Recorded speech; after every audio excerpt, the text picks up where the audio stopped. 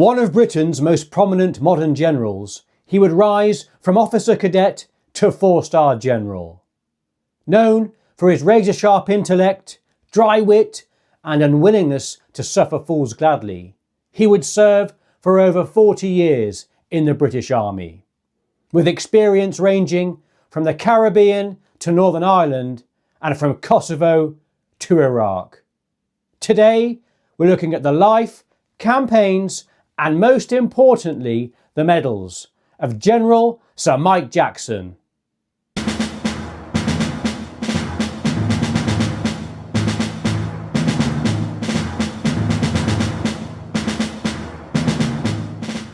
Michael David Jackson was born in March 1944 in Sheffield, England.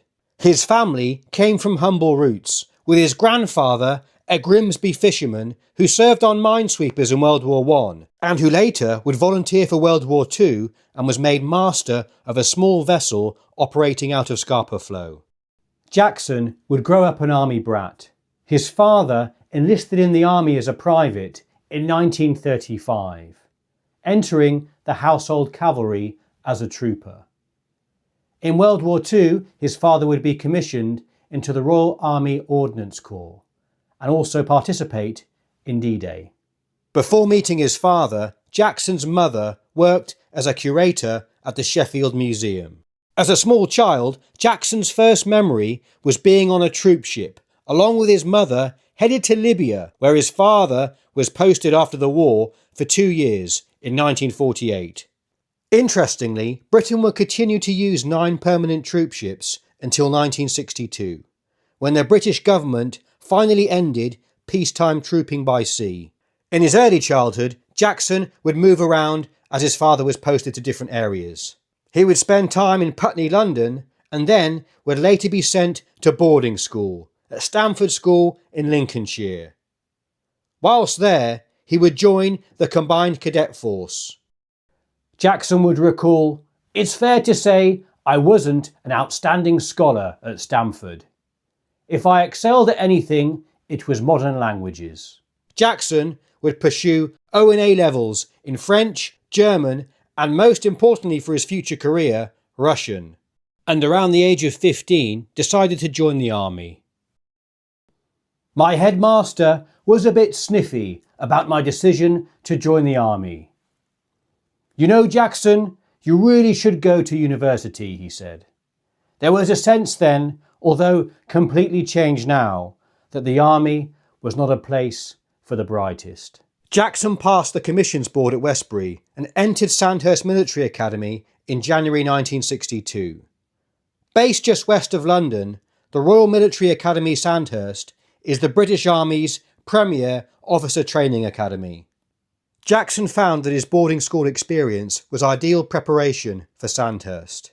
That said, Jackson did observe during his time at the academy that around 2/3 of the intake were former public school boys, and that the hierarchical structure of society at the time may have deterred many good candidates from state schools from applying. This experience shaped his outlook on leadership and merit, leading Jackson to a view that he would later express with characteristic bluntness. "My own view is that I don't give a damn about where someone's come from. If he's good, and that's the end of the matter. I loathe snobbery in any form." During that time, Jackson and his fellow cadets worked a 5.5-day week with Saturday afternoon and Sunday free. Based in Camberley, Sandhurst was close to London, and Jackson and his pals would head there at weekends. He recalled, "There was a pub in South Kensington that we cadets frequented, the Bunch of Grapes, and often that would be the first and last port of call. We drank a lot of beer and chased the girls in the West London flatland. We had a lot of fun in those days. Work hard, play hard. That was our formula." And as you can see, the pub is still going strong here on Brompton Road in West London. Just up the street sits the world-famous Harrods department store. Somehow, though, it's hard to picture a young rugged Jackson popping in for the latest aftershave or cologne. It's far more likely, as a young cadet, he relied on his swashbuckling charisma and deep gravelly voice to impress the ladies. At Sandhurst, the cadets did an exchange exercise with the French. Jackson chatted with some of the French cadets, who impressed him as competent, professional, and committed. And he stated, "This surprised me, as the prevailing wisdom was to see the French defeated by Germany in 1940 and the Viet Minh in the early 1950s. At Sandhurst, Jackson would win prizes for languages and military law. On commissioning in December 1963, Jackson decided on opting for the Intelligence Corps. The main reason Jackson selected the Intelligence Corps was that he thought he would be able to utilise his skill for languages much more in the Corps than any other branch of service. At the time, Sandhurst had a limited programme for around 10% of newly commissioned officers to go to university, which was about 40 out of 400 officer graduates. Jackson applied, and after a few months with the Intelligence Corps, was selected to participate studying for an in-service degree in Russian Studies at Birmingham University from 1964 to 1967. Part of the language course's curriculum involved time studying in the Soviet Union, but travel there was denied by the MOD for Jackson, and instead he went to summer language school in exotic Chester.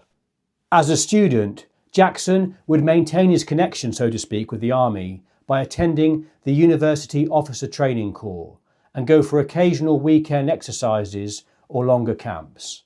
Although he does admit in his memoirs that this was partly motivated due to the fact that the OTC bar sold some of the cheapest beer in Birmingham. Jackson would get married in 1966 while still a student and graduated with a second-class honours degree. Having volunteered for a basic beginner's parachute course whilst at Sandhurst, Jackson would report for infantry attachment duty at the Parachute Regiment in August 1967. At the time, the Intelligence Corps would send their junior officers on one-year attachments to the infantry in order to garner a wider experience of the army. Speaking of the paras, he would state, "The Parachute Regiment considers itself to be special. It attracts a certain sort of soldier with a lust for adventure and excitement, and a terrier-like commitment and determination." The paras provide over half of the regular Special Air Service, a statistic which vividly emphasises their fighting qualities. Once he completed the arduous P Company in September 1967, Jackson would be assigned as a platoon commander in 2 Para. With his men, Jackson believed in being a straight shooter when it came to conversing. During his time here, on leadership, one of the main lessons he learnt were that, in his words, soldiers don't like being bullshitted. Some young officers made the error of trying to curry favour, and they soon learn that soldiers don't like that either. After an exercise in Germany in early 1968, 2 Para headed out to southern Malaysia to attend Jungle Warfare School, which was a 4-month-long course. The Paras were based at Kota Tinggi, just north of the causeway with Singapore. Jungle training was tough, and Jackson and his men operated in mainly secondary jungle, which is thicker and harder to move around in than the original primary rainforest. Jackson recalled, "Jungle warfare is the essence of infantry soldiering in many ways. We tried to avoid unnecessary noise when moving through the jungle. Of course we carried machetes, and sometimes we were forced to use them, but only when there was no alternative." An American airborne officer was serving with the Paras as an exchange officer and had fought in Vietnam. Jackson remarked, "We were fascinated to hear of his Vietnam experience. At the time, I questioned the Americans' tactics and wondered whether they were too reliant on firepower and technology. Now, I'm not so sure that they could have done anything else, given the political constraints on them and the growing unpopularity of the war at home." The British Army of the time had mixed feelings about the war. Relief that Britain wasn't going to be sent into a difficult and dangerous situation, but on the other hand, a sense of an opportunity missed. Interestingly, 1968, at the height of the Vietnam War, was the first year since World War II that the British Army hadn't suffered a soldier killed in operations. During periods of downtime, Jackson and the soldiers from 2 Para would also enjoy runs ashore in Singapore.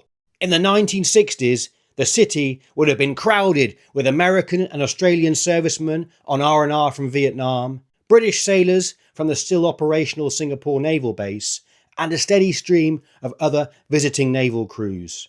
The nightlife was famously wild.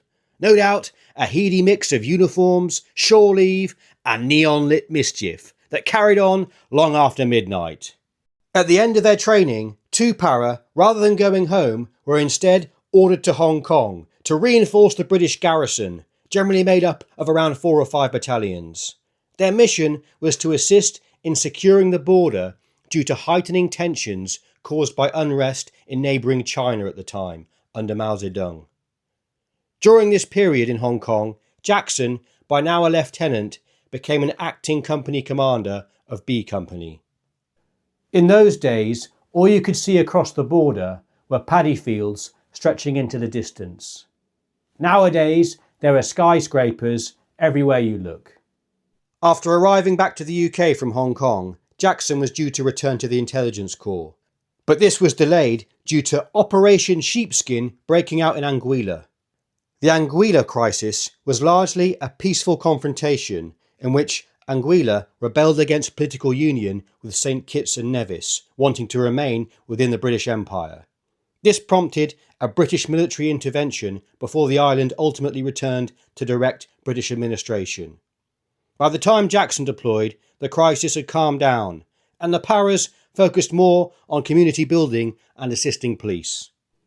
Jackson would reluctantly return to the Intelligence Corps. But having tasted life in the airborne forces, perhaps like many Paras, he was averse to swapping his maroon beret for a green lid. Speaking of the Parachute Regiment, he stated, "I was more and more drawn to the active life of an infantryman, and I loved serving with the Paras. I relished their commitment, their professionalism, unpretentiousness, and energy." Jackson requested a permanent transfer to the Parachute Regiment, which didn't go down well with his superiors. They thought this was the Paras poaching one of their officers and refused. Jackson would spend around a year frustrated and kicking his heels, being tasked with training Intelligence Corps recruits at the depot in Ashford and then going on a 3-month staff course.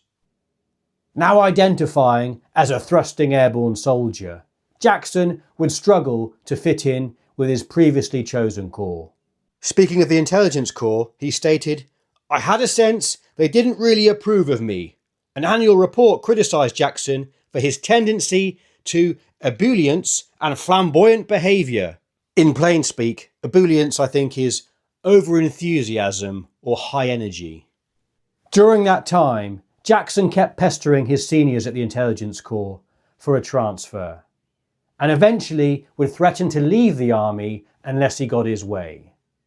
Finally, his seniors relented, with a final report stating, "By inclination, character and physique, Jackson was far suited to an infantry environment than to his present corps." In 1969, he was promoted to captain, and in November 1970, finally received a permanent posting to the Parachute Regiment, assigned to 1 Para.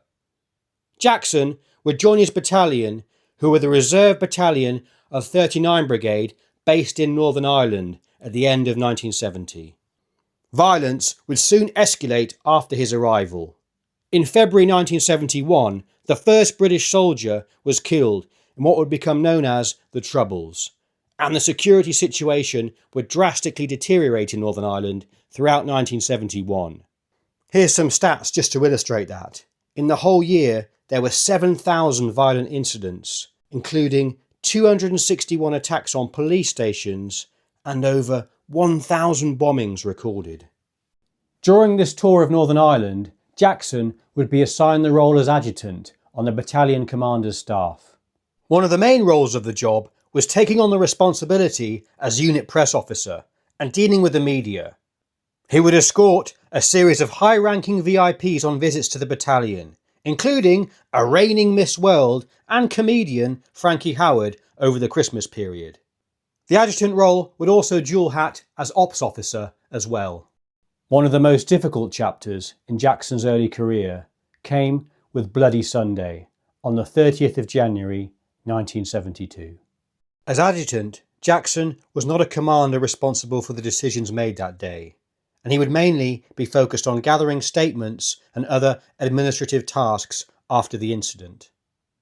The events would leave over 25 civilian casualties and become a defining and deeply painful moment in the history of the conflict.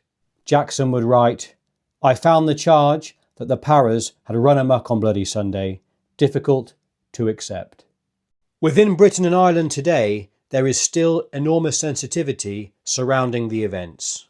There is a vast amount of literature, testimony, and differing perspectives on Bloody Sunday, and going into all that is far beyond the scope of this video. Jackson adds his own view in Memories of the Incident in his memoirs. Bloody Sunday had a profound impact on the wider conflict, deepening mistrust and hardening attitudes within many Catholic and Irish nationalist communities towards the British Army. In the aftermath of Bloody Sunday, a crowd in Dublin burnt down the British Embassy, and the IRA took their bombing campaign to the mainland, attempting to exact revenge on the Parachute Regiment by bombing the 16th Airborne Brigade headquarters in Aldershot, which killed 6 civilians and a Catholic chaplain. After finishing their service in Northern Ireland, one para would be deployed to Cyprus. However, Jackson wouldn't be joining them. Instead, he was assigned to 15 para, based in Scotland. This was a territorial army unit, and Jackson's role was as a training officer, a regular officer, and he was promoted to major. The role of the territorial army at this time was to fill out the order of battle in the event of a conflict with the Warsaw Pact. During an exercise with this battalion, Jackson would become involved in a tragic parachute drop in northern Germany, when 14 paratroopers were accidentally dropped into the Kiel Canal in poor visibility. To make matters worse, shipping in the canal, which was meant to be closed off for the exercise, continued. Unable to jettison their packs in the water, 6 men drowned, including one soldier whose parachute was caught around the propeller of a ship.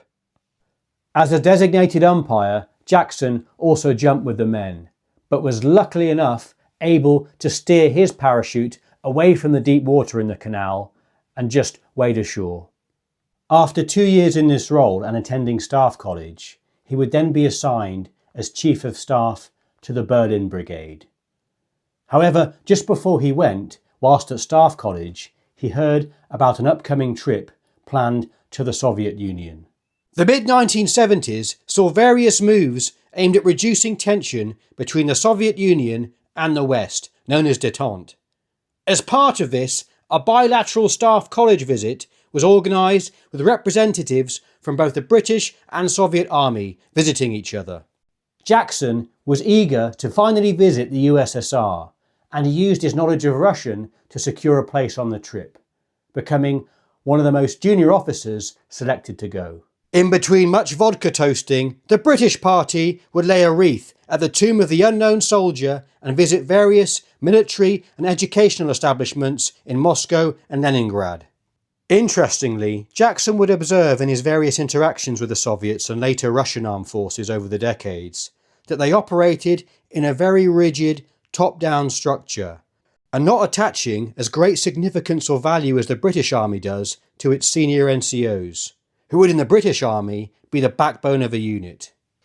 In Berlin, one of his main tasks of Chief of Staff was to plan and prepare exercises for the brigade, either in West Germany or in the city itself. Sometimes these exercises would take on interesting developments, as we shall see. So I'm just fumbling through this book now, as you can tell, no AI here. In summer, young Germans like to prance around naked in the sunshine, and Berliners were no exception. On more than one of our exercises, we burst out of the woods into a large clearing to find Berliners disporting themselves. British soldiers, concealed in camouflage gear encountered German girls playing volleyball with everything on view. Very good for morale. After Berlin, Jackson served his second tour of duty in Northern Ireland, this time as a company commander in 2 Para. Jackson and 2 Para would operate in the countryside in South Armagh, known to the British Army as Bandit Country. Jackson would recall that the IRA operating in South Armagh were not to be underestimated. They would know the lie of the land, and they were pretty cunning. Operations in the area were a real battle of wits. It was said if you stopped thinking, you would start dying. In August 1979, the IRA would commit a deadly attack on a 2 Para convoy in what was known as the Warren Point ambush.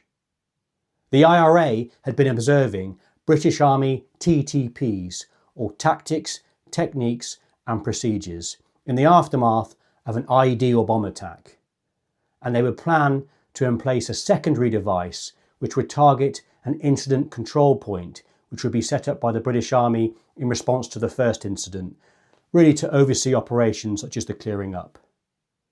IRA observers then, watching the ambush point, would then detonate the secondary device, usually by remote-controlled IED. As a 2 Para convoy moved through a rural route, the IRA targeted the rear lorry of the convoy, causing numerous casualties with the first blast. As British units responded to the incident, a second IED was detonated. The blast would obliterate the incident command post that was set up, and even damage a helicopter that had flown in to extract wounded from the first bombing. In total, tragically, 18 British servicemen would be killed, including 16 Paras and 2 Queen's Own Highlanders, one of them a lieutenant colonel. Several more soldiers were wounded, with at least 6 seriously injured. Jackson would respond to the second blast and oversee the clear-up operation, having to identify the dead, including a close friend. He later spoke about the effect that the incident had on him. It greatly disturbed me. It still does. Jackson would write, "It later emerged that Catholics across the province feared a massacre in reprisal for the terrible deaths of so many soldiers at Warren Point. It was a tribute to the discipline and restraint of the Paras that no such reprisals occurred." 2 Para would sustain even more casualties during their tour, and at the end of it, they would leave the province having suffered more casualties than any other British unit during a tour of Northern Ireland. For his service, Jackson would be appointed a member of the Order of the British Empire in 1979 in the Queen's birthday honours. He was also mentioned in dispatches in 1981 in recognition of his service in Northern Ireland, being recognised for gallant and distinguished service. Jackson would then attend National Defence College and serve on the directing staff of Staff College in Camberley. He briefly worked at the Ministry of Defence during the Falklands War, but missed the opportunity to serve in the conflict directly. Speaking of the Para's performance in the war, Jackson said, "As a parachute officer, and as an officer who had not long ago commanded a company in 2 Para, I was very proud of what they had achieved." In March 1984, Jackson would take command of 1 Para in Norway, and left his prior posting early to prepare for the harsh conditions, doing a training course with the Royal Marines. Though the Marines might refer to me as a bloody Pongo, in fact, they were very welcoming and hospitable. During his time at 1 Para, Jackson remarried following the breakdown of his first marriage some years earlier. From both relationships, he would be the proud father of 3 children. It was whilst CO of 1 Para that I somehow acquired the nickname the Prince of Darkness, though why I have little idea. That said, I'm fond of the odd glass of whiskey and a cigar in the evening, while putting the world to rights. Only occasionally did people find it a strain to keep up. I think that's a mild understatement there. Reportedly, on social occasions, Jackson was renowned for his stamina in the bar, requiring very little sleep and an ability to operate at 100% the next day, appearing fresh as a fiddle. Considering the Paras are probably only second to the Royal Navy in terms of being partial to enjoying the odd liquid refreshment, that's quite an achievement. Based in Bolford, one Para's main role during Jackson's tenure was as part of NATO's Allied Mobile Force, preparing for possible attacks on its flanks from the Soviet Union. This would involve various exercises up north in Norway or in the Mediterranean. Showing further promise, Jackson was then appointed Senior Directing Staff at the Joint Service Defence College from 1986 to 1988 at Greenwich Naval College in London and was promoted to Colonel. Jackson would be the senior army member and teach on the courses. His boss at the college, a Navy Rear Admiral, would write a report on Jackson during his time there. Quite a character, tall, dark, dashing, with a lived-in face and a touch of flamboyance. I would expect to see a ruffianly component in the field. At Greenwich, officers would have lunch and formal dinners in the famous Painted Hall, renowned as one of the finest dining halls in Europe. As an aside, Nelson was laid in state in there after Trafalgar prior to his funeral, and today as a tourist you can still visit the site. Jackson recalled, Thornhill's famous painted ceiling in the room includes many naked or semi-naked ladies on view. Apparently, there are 293 boobs up there, though I never counted them myself. You can see here my footage of Greenwich Naval College, but yes, I don't think we'll be including any footage of the painted ceiling in this one for fear of triggering YouTube community guidelines. During his time at Greenwich, Jackson questioned his next steps in the army, understanding that Brigadier was next on the career ladder, and the gateway to 2, 3 and 4-star general rank. Considering a career in the civilian world, he went to see a few headhunters and pondered life outside. However, he was convinced by colleagues to stay in the army. Perhaps had he stepped into civilian life, his rich, gravelly voice might well have carried him into a spectacular second career.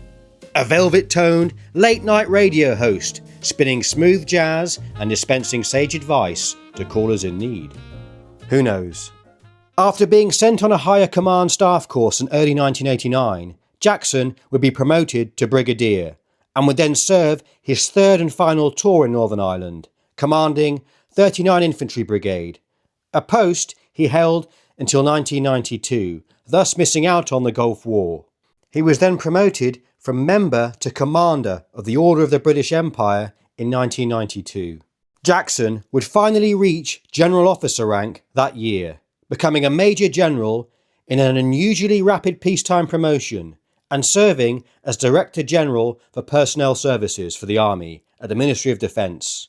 He returned to field command in 1994 to lead the 3rd Mechanised Division during the conflict in the former Yugoslavia, though plans for him to command the UN force were changed after the Dayton Agreement shifted the mission to NATO. The role would be complex and involve lots of diplomacy dealing with local commanders of the various ethnic groups. He later became Director General of Development and Doctrine and was appointed a Companion of the Order of the Bath in 1996. After being appointed as Commander of NATO's Allied Rapid Reaction Corps, Jackson would be promoted to Lieutenant General in 1997. In 1999, he would then deploy initially to Macedonia to command KFOR during the Kosovo conflict. With his trademark rugged style, rather than a fancy hotel, Jackson would set up his Macedonia HQ in a 1970s-era shoe factory, sleeping on camp beds. His chief of staff soon discovered he wasn't the sole occupant of the office. A large rat had apparently been appointed without consultation. After being irritated by constant dignitary and VIP trips to the factory, the majority of which Jackson considered a nuisance, when hearing of yet another VIP state, "I'm here to help" for the umpteenth time, a fed-up Jackson handed the notable a spade and told him, "Take this up to the camps and start digging latrines." Jackson's senior officer during the Kosovo conflict was General Wesley Clark. Jackson did not hide his criticism of Clark's leadership, and throughout the conflict their relationship would be strained. Jackson would describe Clark thus: "Something of a loner, a driven, intensely ambitious man with a piercing stare. He seemed to bring a disturbing zeal to his work." And he also said, speaking of Clark, "He was not popular among many of his colleagues in the US Army, who knew him as the Perfumed Prince." Jackson goes on in much more detail about Clark in his book, and it's certainly fascinating stuff. I've had many requests for a video on Clark, so I might leave some of this for then. That will also give me time to have a look into Clark's perspective and his own point of view on the subject. Jackson and Clark would ultimately clash when, during the advance on Pristina, Clark ordered Jackson to secure the airfield and confront a Russian force. Interestingly, posh crooner and naughty's housewife heartthrob James Blunt was involved in this incident. Blunt was serving as a junior officer in an armoured reconnaissance role. Had it been only a few years later, no doubt Blunt could have relied on endless battalions of obsessed, lust-crazed middle-aged female fans to drive back the Russians and secure the airport. Jackson refused Clark's order, reportedly stating that he didn't want to start World War III. After the standoff at Pristina Airport, the British press dubbed Jackson Macho Jacko. When he did meet the Russians, Jackson quickly built a working relationship with a Russian commander, whose forces were now at the airport, even sending a small British detachment, actually led by his eldest son, who was now an officer in the British Army, to reassure the Russian troops, along with a bottle of whiskey. That always helps. Earning the Russians' trust, Jackson would then work with various stakeholders to stabilise the security situation in Kosovo. In December 1999, Jackson would visit Buckingham Palace to receive the DSO, or Distinguished Service Order, from the Queen. The year before, he was also knighted and appointed Knight Commander of the Order of the Bath, described as the so-called deep end of the Bath. Returning to the UK in 2000, Jackson became Commander-in-Chief, Land Command, the Army's second highest post, which brought promotion to 4-star General. He oversaw the deployment to Sierra Leone, supported civil authorities during domestic crises, and even stood in for the Chief of the General Staff at the Queen Mother's State funeral. After 9/11, he took charge of force generation for the British Army's operations in Afghanistan and Iraq. Jackson would ultimately take over as Chief of the General Staff in February 2003, just prior to the outbreak of the US-led invasion of Iraq. He would visit British forces in the build-up to the invasion in Kuwait, and would then fly out to visit troops in Iraq 3 weeks after the invasion. Like US General David Petraeus, who we covered before, Jackson would believe the decision to disband the Iraqi army was very short-sighted, understanding that it would be difficult to start rebuilding a country without proper security. In addition to Iraq, Jackson would spend much time fighting the army's corner in proposed defence cuts, with the MOD wanting to cut the amount of infantry battalions down from 40 to around 26. Jackson would fight hard during negotiations, and ultimately 37 battalions were kept, although the regimental structure would be subject to major reform, as would the arms plot, i.e. the regular movement of British Army units every couple of years. In between this, he would continue to visit troops in Iraq and Afghanistan. In his role, Jackson would always try to prioritise the welfare of soldiers and their families, believing that loyalty is earned from the bottom up. However, he would find dealing with the civil servants of the Ministry of Defence frustrating, and would state, "I do not find the MOD a comfortable place to be. Its values were not mine." In his capacity as CGS, or Chief of the General Staff, he would also go on liaison visits to foreign militaries abroad. In one of those visits, he would be the first CGS since before the Falklands War to visit Argentina. There, he would have an interesting altercation/discussion regarding the future sovereignty of the Falklands with a somewhat inebriated Argentinian colonel. He would also return to Russia, visiting Rostov-on-Don, and finally visit Vietnam, where he had an audience with General Giap, who surprisingly had a keen interest in the British Army. In August 2006, Jackson would finally retire from the army. In London, where he was based, there was no formal ceremony to mark his departure from the MOD, and nor would he have one. So he took all of his staff down to Embankment in central London and boarded a floating pub on the Thames for farewell drinks. He recalled, "We continued with a drink or three, and a bit to eat as well, until mid-afternoon, when people began to wander off. The moment came when I felt we had said our goodbyes and that we should go home. It was time to move on." Seeing it as the main challenge for a soldier, Jackson's ultimate regret during his near 45-year career was not participating in any conventional war, having missed out in the Falklands and the First Gulf War.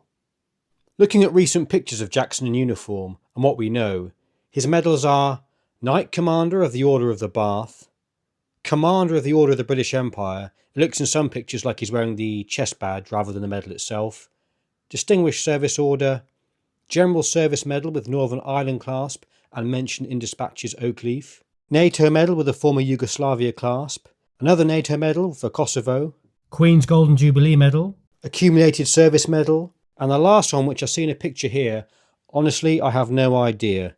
Possibly a foreign award. If anyone recognise it, please let us know in the comments. There could be more decorations and awards I've missed, but these are simply the ones I've observed. After retiring in 2006, Jackson moved into public advisory and consultancy roles. He also wrote his memoir, Soldier, published in 2007, reflecting on his military career and major events such as Kosovo and Iraq. He would also make media appearances and give lectures on military leadership and international security issues, in addition to representing former servicemen's charities and organisations. Interestingly, his hobbies included gardening, spending lots of time in Africa, which he fell in love with after visiting it in the 80s, reading, and a fascination with steam engines. Somehow, I can't imagine the swashbuckling man of action, Jackson, trimming his petunias or train spotting. But there you go. Jackson would pass away in 2024 at the age of 80. He would be remembered by many in the army as a charismatic, inspirational soldier's soldier, popular and down-to-earth with his men, independently minded and a commander who always led from the front. For this video, I've drawn heavily on General Jackson's autobiography, Soldier. You can find it on Amazon, and it's full of fascinating and at times very humorous anecdotes about his life and career. He certainly doesn't pull any punches. It's definitely worth a read. I was also lucky enough recently to go on a trip to Sandhurst, where they open up the college regularly to the public for tours. The tour guides are excellent, and all money made goes to the Sandhurst Trust, which helps out with injured cadets and other good causes. If that interests you, it's definitely worth checking out their website. Thanks for watching. I hope you found some value from this, and I'll see you in the next one.